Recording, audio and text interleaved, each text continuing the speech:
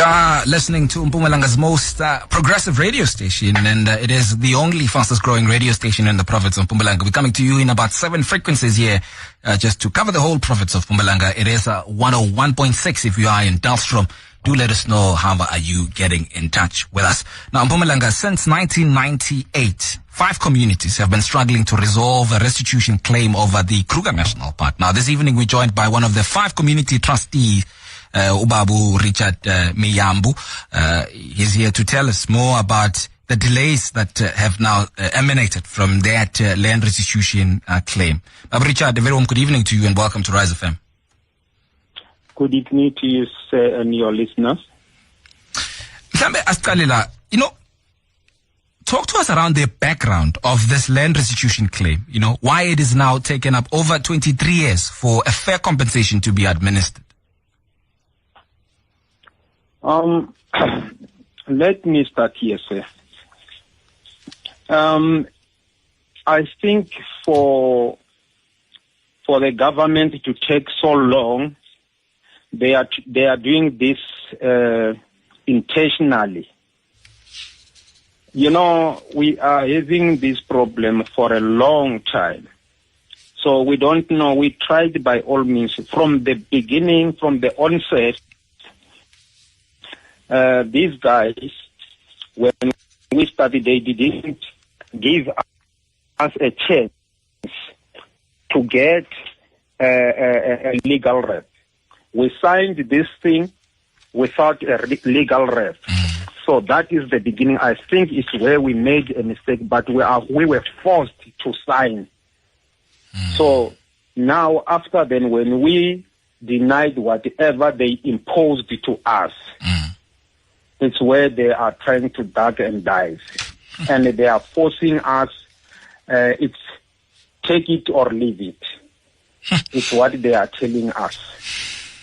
If you just hopped into the conversation, I'm chanting to Bab Richard Miyambu, a trustee of the Matonsi community, one of the 5 community trustees that have been for the past 23 years trying to claim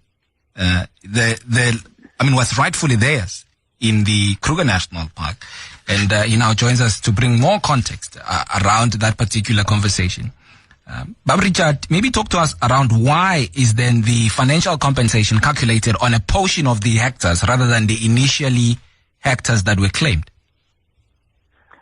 You know, that is what wonders us.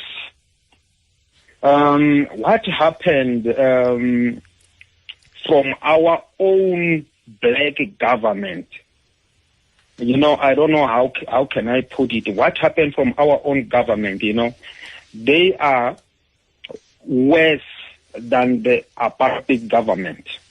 Allow me to put it like that, because we are disadvantaged people and they disadvantaged us worse. It's worse because they are our government. They disadvantage us worse. 23 years now, we are still crying for the one thing. You know what happened? Let me put it like this. In Kruger National Park, there is this Kruger Safari Lodge and Shalati. We do have a capacity. They're supposed to have given those opportunities to us. But first, when they lured us to sign, they told us, there is a clause of amendment if we disagree with them. But now everything is gone, it's vanished. They are forcing us, which means they are giving this opportunity to themselves.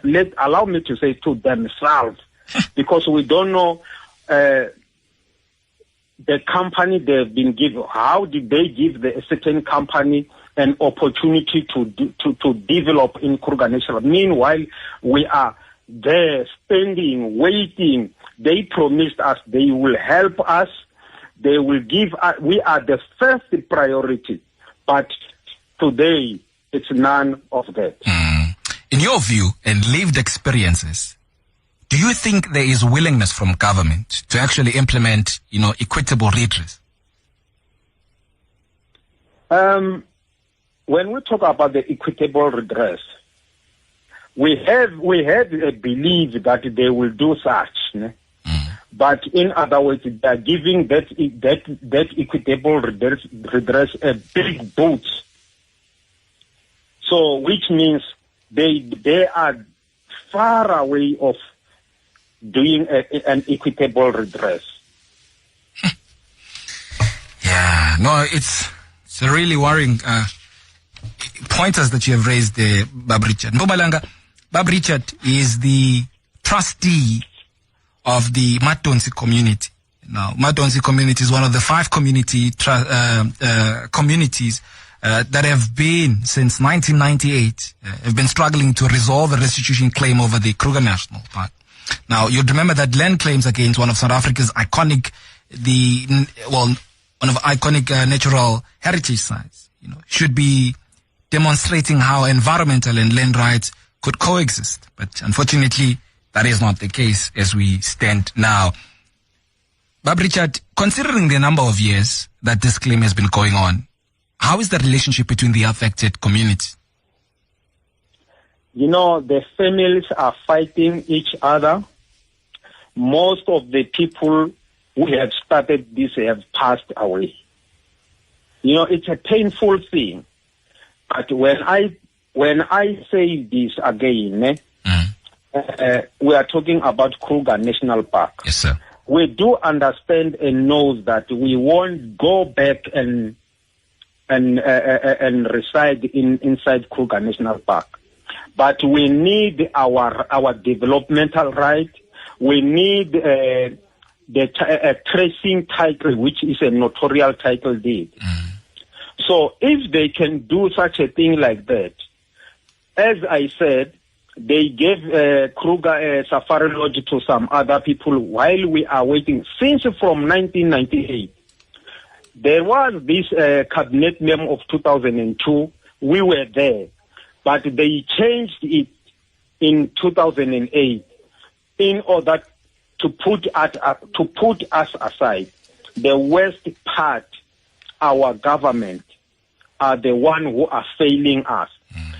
If their officials are doing such a thing like this, they are getting this power from their superior. Let me say so. I would like to put it straight. They are getting power from their superior to put us aside so that they can do whatever it pleases them. That's why I'm saying these people, they are giving the opportunity to themselves. Yeah. Bab Richard, maybe let's wrap it up by saying, given an opportunity that you said with one of their principals, as you call them, what would you then say to government? I would like to say to their principal, please, whatever project you have, can you please monitor it? Because there's a lack of monitoring system in our government. They have left this program into SANParks and a claimant, of which all of us, we have got the same interest. SANParks can't be a player and a ref at the same time. You understand? So the superior, or their principal, let them monitor. I strongly believe there is no one. They are not monitoring Kruger National Park. There is a lot of bad thing happening there. Meanwhile, at the same time, when they go to the portfolio committee, they report otherwise. We as a land claimant, we don't benefit. We don't have a business right inside such a thing like that. Who are having that benefit? Who are having that business right to develop Kruger National Park? Meanwhile, we as claimants, we do not have that right. So we are fighting for our rights. We do have capacity to do things on our own. We do have capacity so that our kids. You know, there is a lot of these teenage pregnancies. Kids are not working. Most of our elderly are dying without seeing anything. So it's painful, my brother. Richard, I can, you know, your frustrations are very palpable, and you know, you can feel them. I really appreciate you having come on this evening to share with us some of the frustrations that have, you guys have been leaving over the past 23 years. Really appreciate you having come on this evening.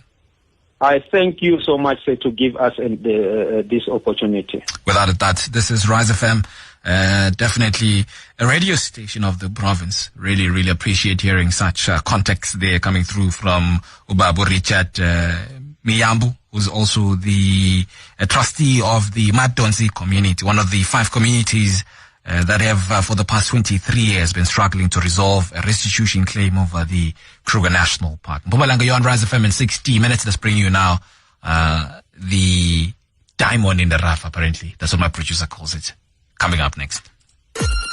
Tying the opinions into a single narrative